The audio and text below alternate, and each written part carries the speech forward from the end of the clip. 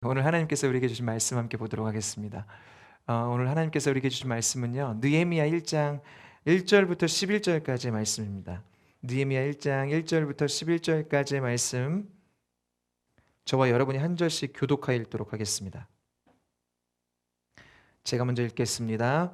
하갈의 아들 느헤미야의 말이라. 아닥사스다 왕 제20년 기슬루월에 내가 수상궁에 있는데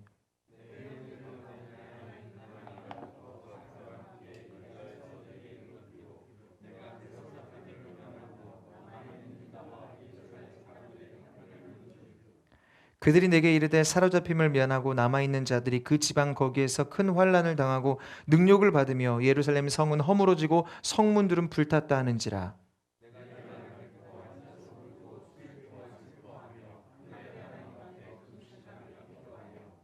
이르되 하늘의 하나님 여호와 크고 두려우신 하나님이여 주를 사랑하고 주의 계명을 지키는 자에게 언약을 지키시며 긍휼을 베푸시는 주여 간구하니이다.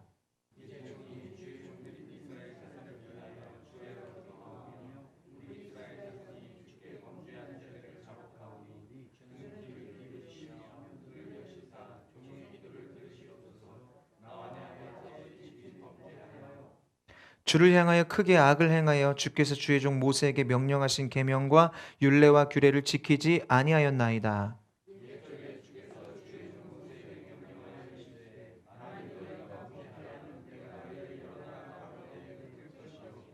만일 내게로 돌아와 내 계명을 지켜 행하면 너희 쫓긴 자가 하늘 끝에 있을지라도 내가 거기서부터 그들을 모아 내 이름을 두려고 택한 곳에 돌아오게 하리라 하신 말씀을 이제 청하건대 기억하옵소서.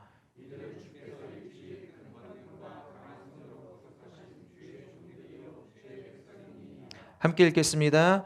주여 구하오니 귀를 기울이사 종의 기도와 주의 이름을 경외하기를 기뻐하는 종들의 기도를 들으시고 오늘 종이 형통하여 이 사람들 앞에서 은혜를 입게 하옵소서 하였나니 그때 내가 왕의 술관원이 되었느니라. 아멘. 한번 따라해 볼게요. 예수님을 기다리는 우리의 태도. 두 번째 시간 관심입니다. 함께 따라해 보겠습니다. 관심. 관심. 여러분, 지난 화요일 밤 우리나라에 45년 만에 비상계엄이 선포됐었습니다. 그리고 그로 인해서 나라가 일순간에 혼돈에 빠졌습니다. 다행히 아침이 오기 전에 이 계엄이 해제는 되었지만 이 일로 인해서 지금 온 나라가 시끄럽고 굉장히 혼란스럽습니다. 이 사건을 통해서 이제 서로 갈라졌던 그 정치권이 계속해서 그 싸우는 모습들을 우리는 계속해서 보게 됩니다. 많은 정치인들이요, 자신이 정치로 더 나은 삶을 살게 해주겠다라고 이야기를 하지만 그 어떤 정치도, 그 어떤 정치인도 우리에게 소망이 될 수 없고 대안이 될 수 없음을 우리는 지금 계속해서 경험하고 있습니다. 물론 이번 계엄령 사건이요, 매우 위험하고 잘못된 선택이다라는 것에 대해서는 이견이 없지만 너무나 안타까운 것은 이번 사건이, 그러니까 이러한 정치적 이슈들이 있잖아요. 이러한 정치적 이슈들이 있으면 그게 교회 안에서도, 성도들 간에도, 목회자들 사이에서도 서로 갈라져 있는 모습이 너무 안타깝습니다. 그런 모습을 보게 된다는 게 너무 안타깝죠. 여러분, 교회는 예수 그리스도의 피값으로 세워진 공동체입니다. 주님께서 피값으로 세우시고 여기 있는 성도 한 사람 한 사람을 하늘바람교회 각자 지체로 하나의 하나님의 교회를 이루는 지체가 되게 하셨거든요. 그런데 그 유독 이러한 정치적 이슈, 이런 것에는 꼭 각자 진영에 서서 서로를 비판하고 반대하는 모습들을 교회에서도 심심치 않게 보게 됩니다.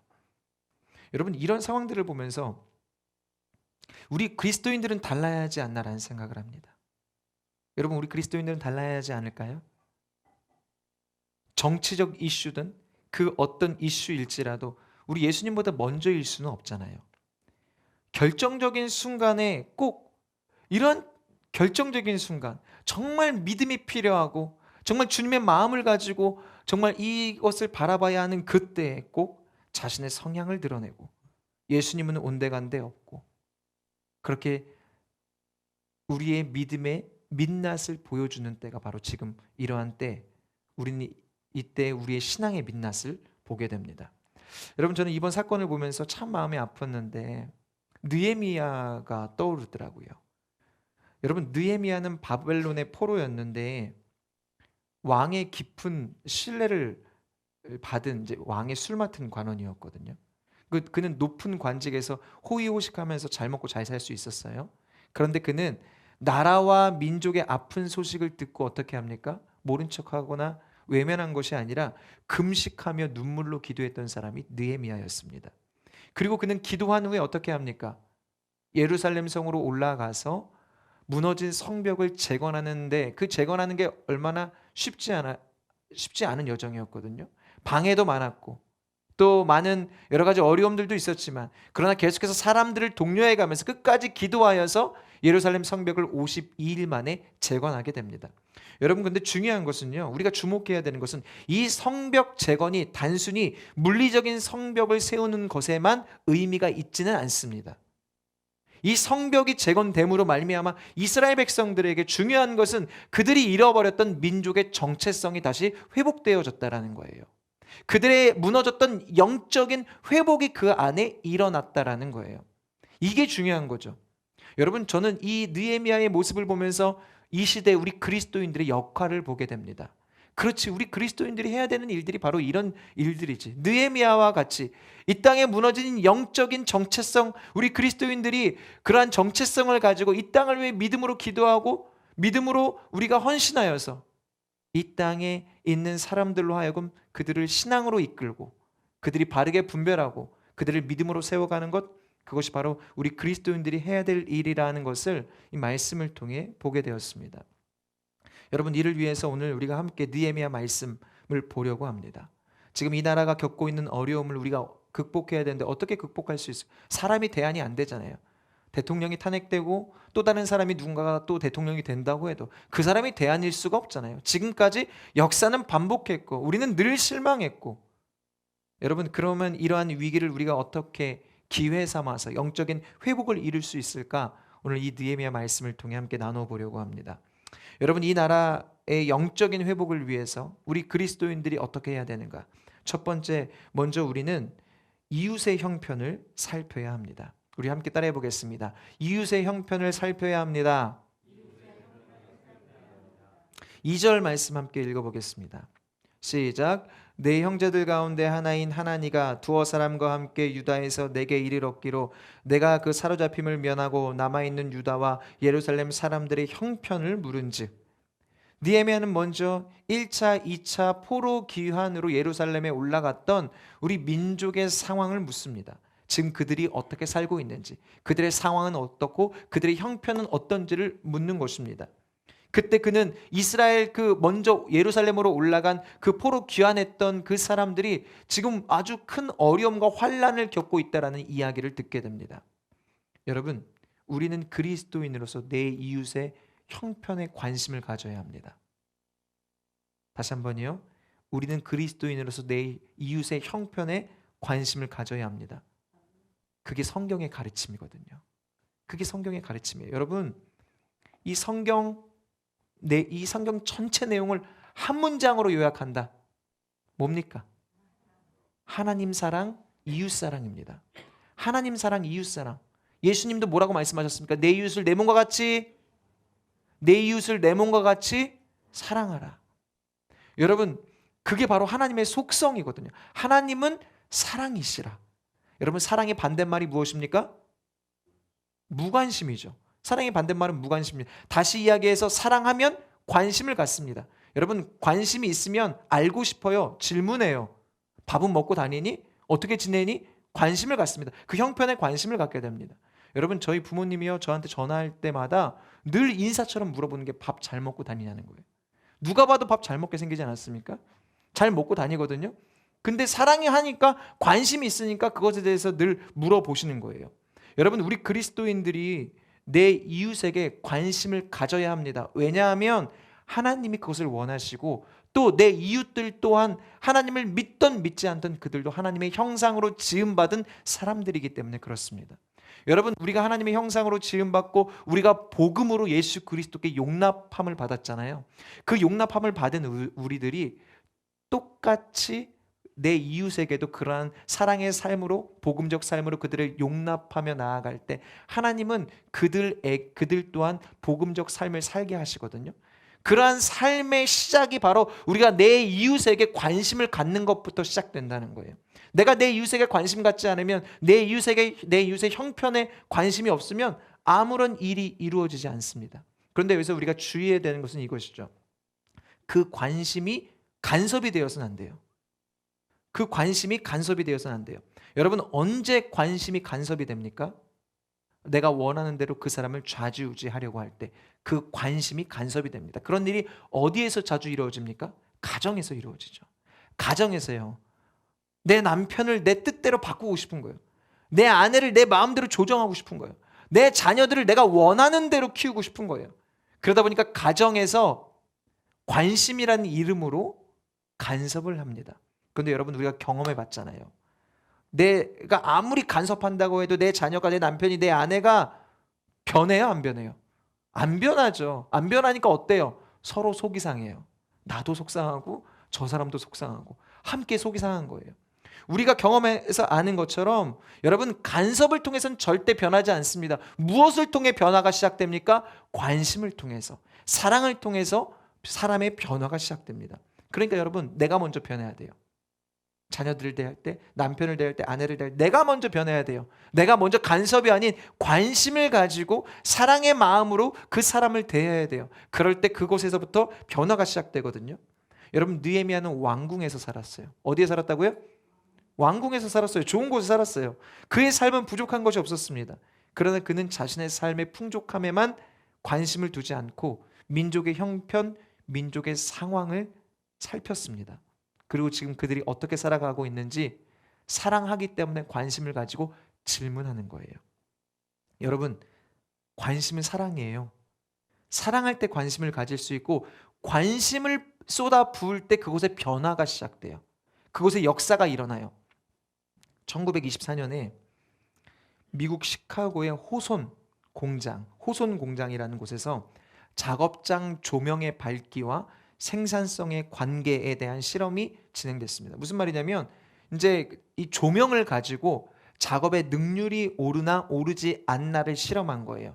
그러니까 이 연구자들은 이 실험을 진행하면서 작업장을 밝게 해주면 일의 능률이 오르겠지라고 생각을 한 거예요. 반대로 어둡게 하면 능률이 떨어지겠지라고 생각한 거예요.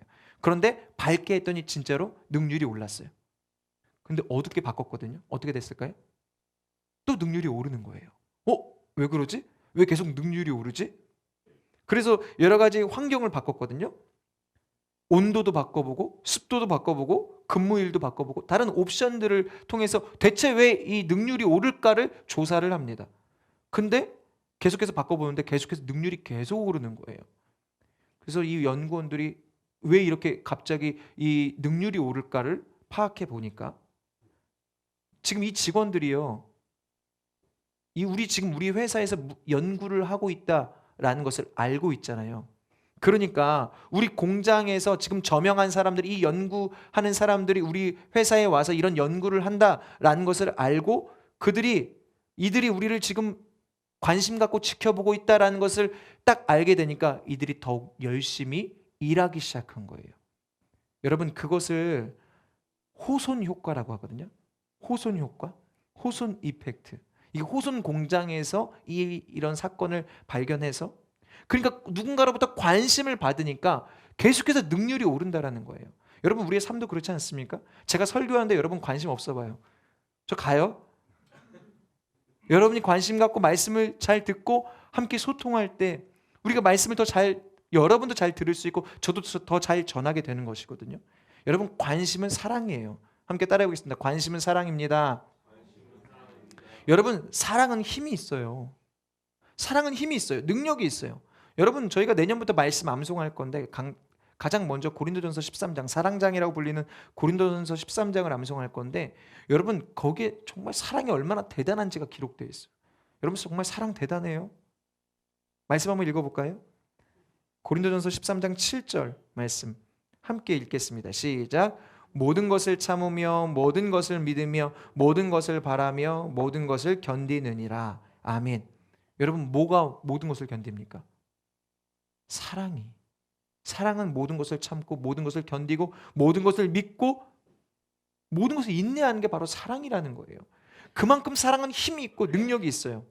여러분, 우리는 그 사랑으로 예수님이 우리를 구원하셨고 오늘도 그 사랑으로 우리를 대하여 주시고 그 사랑이 우리 안에 있음을 주님 말씀하세요.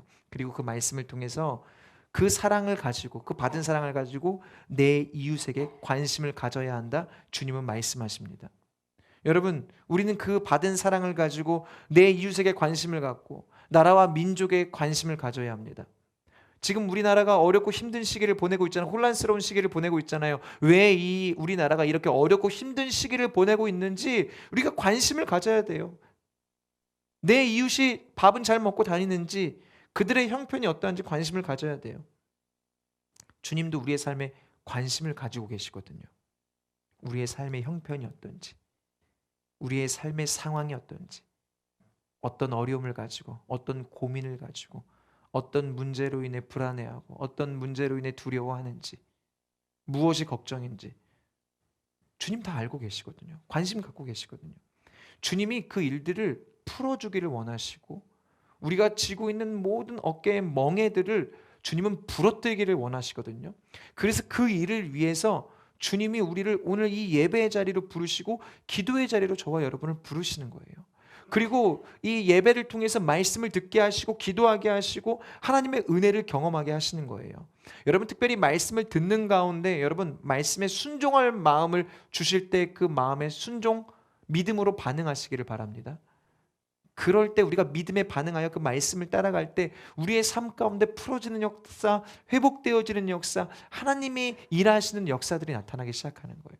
여러분, 말씀에 순종하며 나아갈 때 하나님이 일하시지, 어떻게 말씀에 순종하지 않는데 우리의 삶 가운데 그 주님의 열매들이 맺을 수 있겠습니까?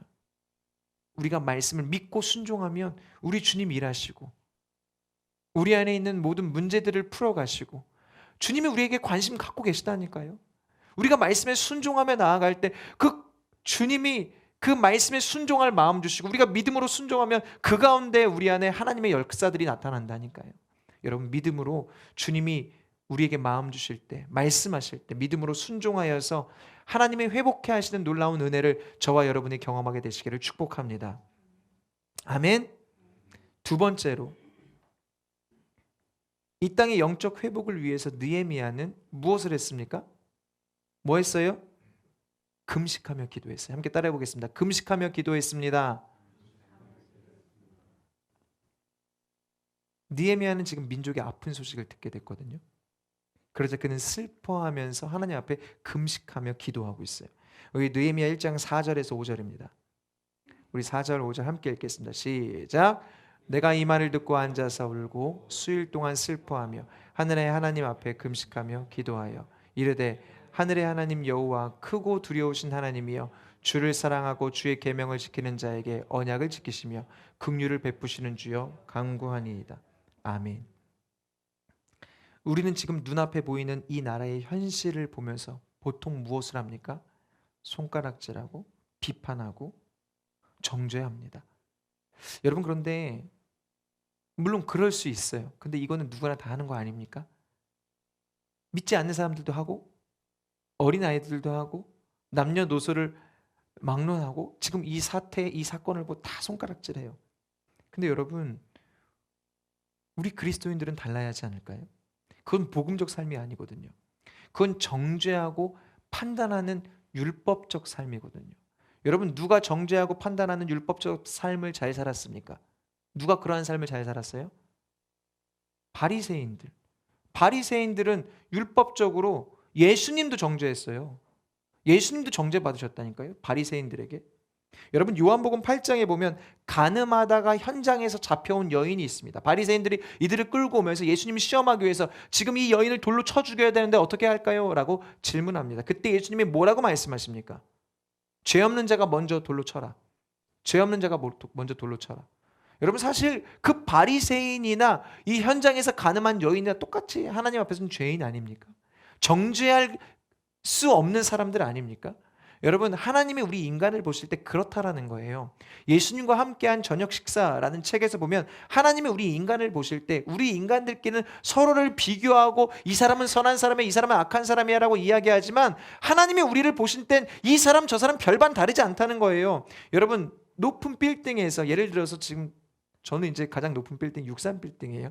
롯데타워 꼭대기를 못 가봐갖고 63 빌딩 꼭대기 타워 거기 맨 꼭대기 올라가갖고 밑에 사람들을 봤을 때 사람들이 보이긴 보여요. 누가 누군지 알 수 있나요? 그 사람이 키가 얼마나인지, 그 사람이 뚱뚱한지 날씬한지, 예쁜지 못생긴지 알 수 있나요? 몰라요. 안 보여요. 점처럼 보여요. 작아요. 아, 이건 차구나, 이건 건물이구나, 이건 사람이구나. 하나님이 하늘에서 우리 인간을 보실 때 그렇다라는 거예요. 얘가 잘생겼는지, 얘가 어떻게 했는지 우리 인간끼리 서로 구별하지, 하나님 보시기에는 누구나 다 똑같은 죄인이라는 거예요. 그래서 그 책에는 히틀러랑 마더 테레사를 비교해요. 여러분, 마더 테레사는 누가 봐도 선한 사람, 성자 아닙니까? 그리고 히틀러는 아주 많은 사람들, 수많은 사람들을 학살한 악인 아닙니까?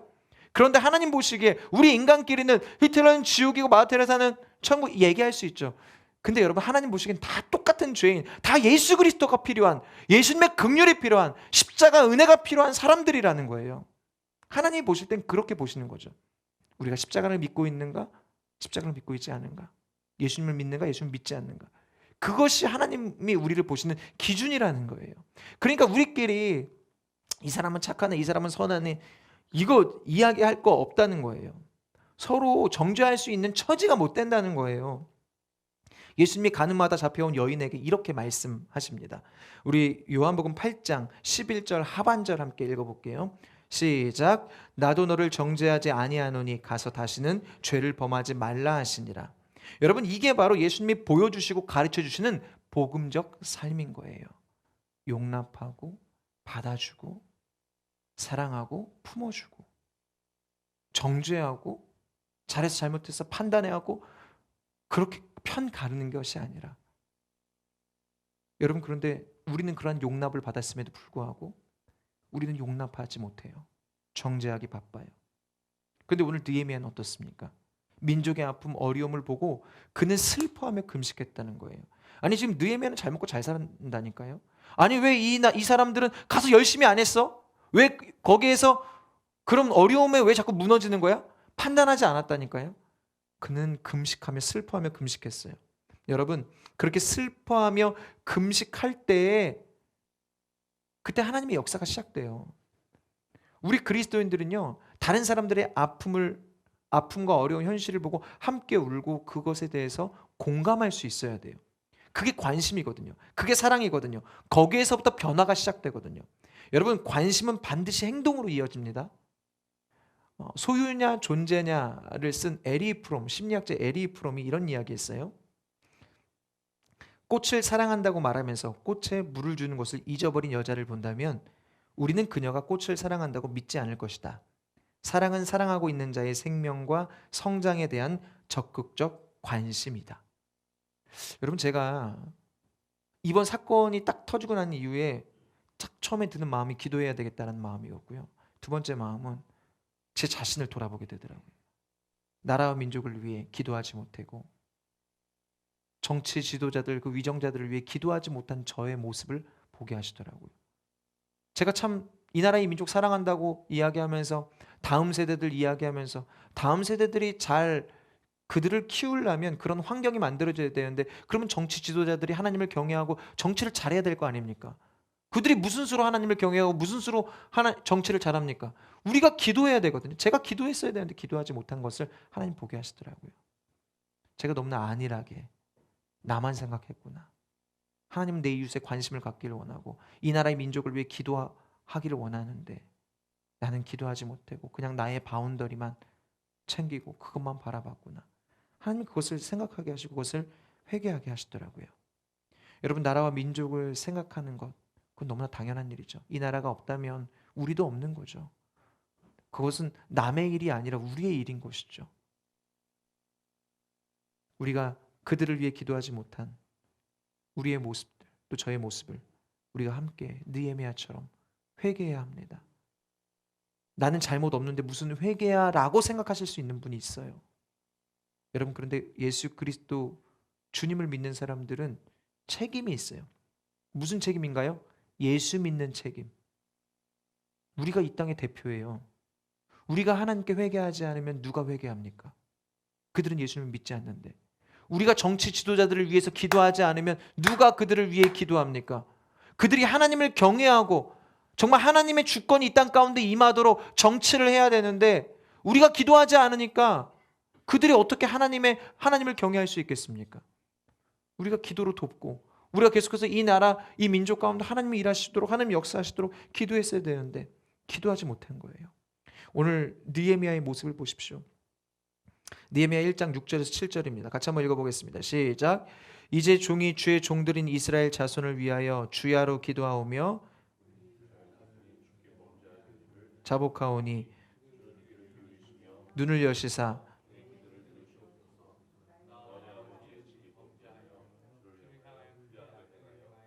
다시요. 7절 다시 한번 읽겠습니다.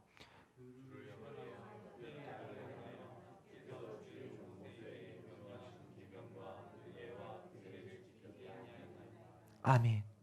지금 느헤미야가 누구의 죄를 회개하는 거예요? 누구의 죄? 느헤미야가 지은 죄인가요?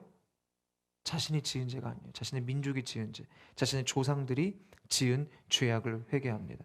하나님 말씀 지키지 않은 것, 그것을 회개하고 있습니다. 이 느헤미야의 죄가 아니라니까요. 그럼에도 불구하고 여러분, 느헤미야는 지금 그것을 깨달았어요. 내가 회개해야 되는구나. 내가 기도해야 되는구나. 내가 기도해야 하나님 일하시겠구나. 여러분, 느헤미야 한 사람의 기도를 통해, 한 사람의 회개를 통해 하나님이 일하시기 시작합니다. 여러분, 기도하는 한 사람이 기도하지 않은 한 민족보다 강합니다. 저와 여러분이 눈물로 회개하며 기도할 때 이 나라의 민족이 회복이 시작될 줄 믿습니다. 하나님이 소망이시거든요. 하나님이 일하셔야 이 땅에 소망이 있는 거예요. 다른 사람 또 누구 뽑은들, 다른 누가 세워진들, 사람에게는 소망이 없어요. 우리가 대림절을 보내면서 주님만이 소망이심을 더욱더 깨닫는 우리 사랑하는 성도님들 되시기를 바랍니다. 여러분, 마지막 세 번째, 사랑은 삶으로 표현되어집니다. 사랑은 삶으로 표현되어져요. 함께 따라해 보겠습니다. 사랑은 반드시 삶으로 표현되어집니다. 시작. 사랑은 반드시 삶으로 표현되어지거든요. 느헤미야는 눈물로 자신의 조상들 이스라엘 백성들의 죄악을 회개합니다. 그리고 하나님께 간절히 간구하죠. 11절이에요. 함께 읽겠습니다. 시작. 주여 구하오니 귀를 기울이사 종의 기도와 주의 이름을 경외하기를 기뻐하는 종들의 기도를 들으시고 오늘 종이 형통하여 이 사람들 앞에서 은혜를 잊게 하옵소서 하였나니 그때 내가 왕의 술관원이 되었느니라. 아멘. 여러분, 그가 금식하며 간절히 기도할 때 하나님이 일하시기 시작하십니다. 하나님이 움직이시기 시작하십니다. 그가 왕의 술관원이 되었다는 거예요. 여러분이 간절히 기도하는 그 기도가 하나님이 일하시는 재료가 되는 줄 믿습니다. 하나님이 일하시는 역사의 도구가 되는 줄 믿습니다. 여러분, 그래서 우리가 믿고 기도하는 게 중요하죠. 내가 기도한다고 이 나라 이 민족이 바뀔까? 아니요. 그 한 사람의 기도로부터 이 나라 이 민족의 갱신이 시작되는 거예요. 기도하지 않기 때문에 역사가 안 일어나는 거예요. 여러분, 기도하면 하나님이 일하시는데 하나님의 불가능한 일이 무엇이 있으시겠습니까? 우리가 기도하지 않아서 문제지, 우리가 기도하면 하나님이 일하신다니까요. 그가 금식하여 기도할 때 하나님이 그를 술 맡은 관원이 되게 하십니다. 여기서 우리가 기억해야 되는 것은 그가 금식했다는 거예요. 하늘의 하나님께 금식했다는 거예요. 금식 왜 했습니까? 내 뜻 관철시키려고요? 하나님께 떼쓰는 거예요, 금식이? 여러분, 하나님께 기도했다는 거예요. 하나님께. 느헤미야는 하나님이 이 땅의 주권자가 되심을 믿었습니다. 그랬기 때문에 하나님 앞에 금식하며 기도한 거예요. 믿음이 있기 때문에, 하나님을 설득하기 위함이 아니라 하나님이 주권자이시기 때문에 하나님 일하여 주십시오. 하나님 역사하여 주십시오. 그리고 그는 금식하며 회개한 것입니다. 여러분, 이스라엘 백성들이요, 하나님 말씀에 불순종한 것을 지금 느헤미야가 회개하거든요. 근데 여러분, 이스라엘 백성들이 지금 그 지은 죄에 대해서 느헤미야가 회개하는데, 지금 이스라엘 백성들이 지은 죄가요, 세상의 법을 어긴 게 아니에요. 무엇을 어긴 거예요? 하나님 말씀을 어긴 거예요. 하나님의 말씀, 어떤 말씀을 어겼냐면은 너는 나 외에는 다른 신을 섬기지 말라, 하나님만을 섬기라 했는데, 이스라엘 백성들은 하나님도 섬기고 바알도 섬기고 우상도 섬기고 세상의 재물도 섬겼어요. 하나님이 그것에 대해서 이 그들의 죄악에 대해서 말씀하시는 거예요. 그것이 죄다라고 말씀하신 거예요. 근데 사실 그들의 삶의 모습을 보면 그들은 여전히 똑같이 하나님께 예배했고 하나님께 제사 드렸고 그렇게 하나님을 섬기는 삶을 살았어요. 근데 하나님이 선지자를 보내서 계속 나에게 돌아오라 나에게 돌아오라 말씀하시거든요. 이스라엘 백성들이 이해가 안 되는 거예요. 아니 지금 이렇게 하나님께 제사 드리고 하나님께 예배하고 있는데 어떻게 하나님께 돌아갑니까? 나는 지금 하나님께 예배 잘 드리고 있지 않습니까? 그런데 그들이요 하나님만 섬긴 게 아니라 하나님과 물질을 겸하여 섬겼습니다. 하나님과 우상을 함께 섬겼습니다. 하나님도 사랑하고 바알도 사랑했습니다. 우리에게 풍요와 우리에게 풍성한 물질을 주는 바알에게 그들의 마음이 가 있었습니다. 하나님이 그거 말씀하신 거예요. 다른 거 섬기지 말고 오직 나만 섬겨라. 근데 그들이 알아듣지를 못하는 거예요. 여러분 그게 죄라고 하나님은 말씀하시는 거예요. 여러분 아내가 있어요. 아내가 있는데 옆집 아줌마에게 마음을 주면 돼요? 안 돼요? 너무나 상식적인 거 아닙니까? 지금 법적으로 불륜이 죄가 아니잖아요. 법이 그게 죄가 아니라고 해서 그게 해도 되는 거예요? 분명한 기준이 있잖아요. 우리에게는. 하나님은 우리의 중심을 보시고 우리의 마음을 보시거든요. 이 시간 우리가 예배 자리에 나왔어요. 예배 자리에 나왔다고 그 예배가 다 하나님 받으신 예배일까요? 여러분 이 예배 자리에 앉아 있는 것으로 만족하지 마시고 마음을 다해 하나님을 예배하시기를 축복합니다. 하나님의 이름을 여러분의 마음 다해 높여드리십시오. 전심으로 예배하십시오. 여러분 이 시간이 드리는 이 예배가 헛된 시간이 되지 아니하도록 여러분의 마음을 온전히 주님께 올려드리십시오. 그리고 하나님이 주시는 그 말씀에 순종하시기를 바랍니다. 여러분 우리가 하나님 말씀을 지켜야 되는 거 다 알아요. 여기 계신 분들 중에 하나님 말씀 지켜야 된다는 거 모르는 분 없어요. 근데 우리가 하나님 말씀을 지키지 않을 때가 있어요. 지키는 게 어렵다고 이야기합니다. 말로는 하나님 믿는다고 하는데 실제로 삶에는 복음이 아닌 다른 것으로 그 문제를 해결하려고 할 때가 굉장히 많아요.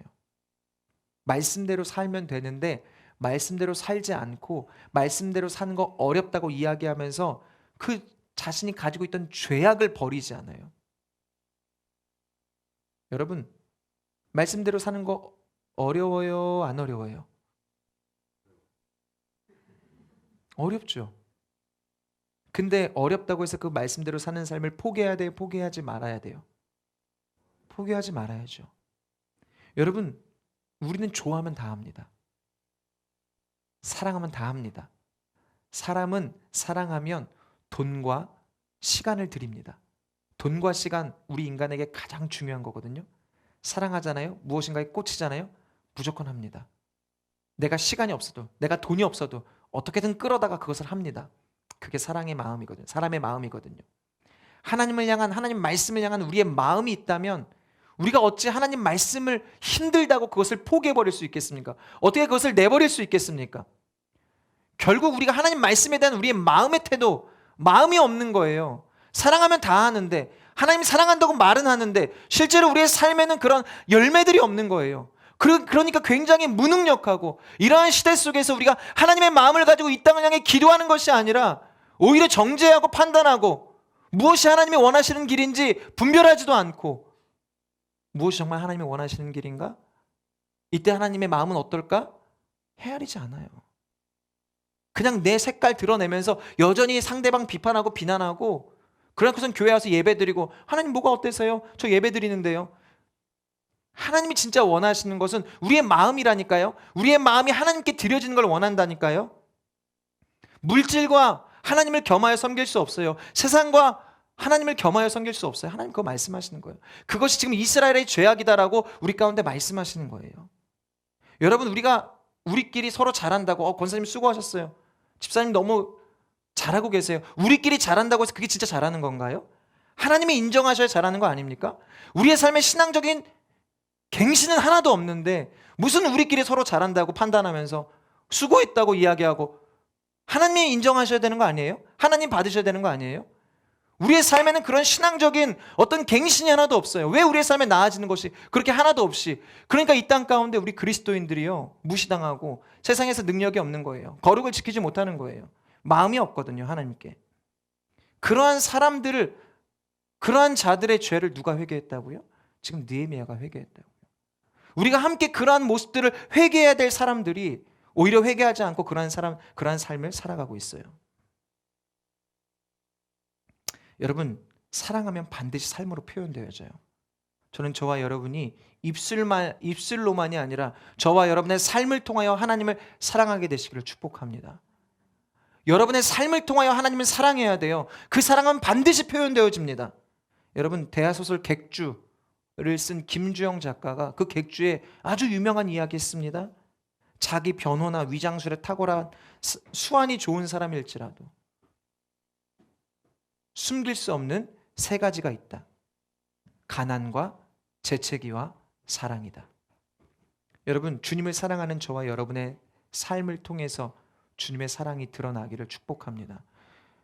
교회 다니는 것으로 만족하지 마시고, 그냥 예배 드리는 것으로, 종교 생활하는 것으로 만족하지 마시고, 주님이 내 삶 가운데 일하시고 역사하시도록, 주님의 사랑이 나를 통해 이 땅 가운데 흘러가도록, 주님의 마음을 가지고 이 땅을 살아가도록 저와 여러분이 그렇게 주님께 나아가는 우리 사랑하는 성도님들 되시기를 바랍니다.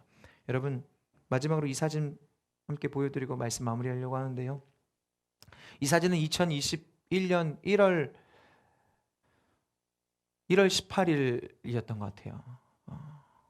서울역에 한 분은 노숙인이고 한 분은 이제 그 노숙인을 돕는 분인데, 누가 노숙인인가요? 모자를 쓰신 분. 그때 2021년 1월 달에요, 갑자기 폭설이 내렸어요. 기온도 떨어져 너무 춥고 힘든 거예요. 그러니까 이 노숙인이요, 너무 힘드니까, 눈이 너무 오고 하니까, 그러니까 지나가는 한 분에게 너무 춥고 배고픈데 커피 한 잔만 사달라고 정말 어렵게 부탁을 한 거예요. 그때 이 노신사가요, 갑자기 이 노숙인을 보면서 자신의 입고 있던 옷을 벗습니다. 잠바를 입혀주고요, 장갑을 빼어서 주고요, 주머니에서 5만 원을 꺼내서 그분에게 전달합니다.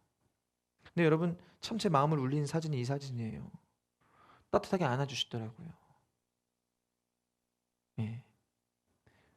이게 노숙 하시는 분들이 옷을 갈아입을 수가 없잖아요. 잘 씻지도 못하잖아요. 굉장히 이제 냄새도 많이 나고 가까이 하기가 참 어렵거든요.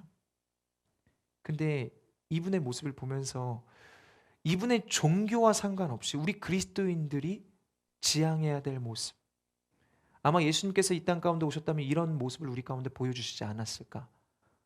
정말 예수님의 제자라면 참된 이러한 모습들을 지향하며 살아가야 되지 않을까라는 생각을 합니다. 여러분, 오늘은 대림절 두 번째 주입니다. 다시 오실 예수님을 기다리는 이 절기가요, 그냥 또 한 번의 절기가 되지 않도록, 정말 주님의 다시 오심을 기다리는 우리의 믿음이 그냥 헛된 믿음, 막연한 믿음, 뜬구름 잡는 믿음이 아니라 우리의 삶의 자리에서 진정으로 주님을 기다리고 주님을 기다림을 준비할 수 있는 우리 사랑하는 성도님들의 삶이 되어주시기를 축복합니다. 예수님은 이 땅 가운데 빛으로 오셨고, 오늘 두 번째 촛불이 켜졌잖아요. 어떤 촛불인가요? 회개와 평화의 촛불이에요. 이 땅에 참된 회개, 참된 평화는 오직 주님만 주실 수 있거든요. 우리가 주님을 바라보고 이 땅을 위해 기도하지 못했고 이 땅을 사랑하지 못했던 우리의 모습들을 회개하고 내 이웃에게 관심을 갖지 못했던, 하나님 사랑 이웃 사랑하라, 성경을 통해 우리 가운데 그렇게 말씀하셨고 내 이웃을 내 몸같이 사랑하라 말씀하셨는데 그 사랑을 행하지 못했던 우리 이기적인 모습들을 주 앞에 회개하고, 예 주님을 기다리며 주님의 평화가 나를 통해 이 땅 가운데 임하기 원합니다. 그렇게 주님을 기다릴 때에 우리의 삶을 통하여서 주님의 참된 평화가 이 땅 가운데 임하게 될 줄 믿습니다. 그러한 평화의 통로로 또 이번 한 주 믿음으로 살아가는 우리 사랑하는 성도님들 되시기를 예수 그리스도의 이름으로 간절히 축복합니다. 아멘.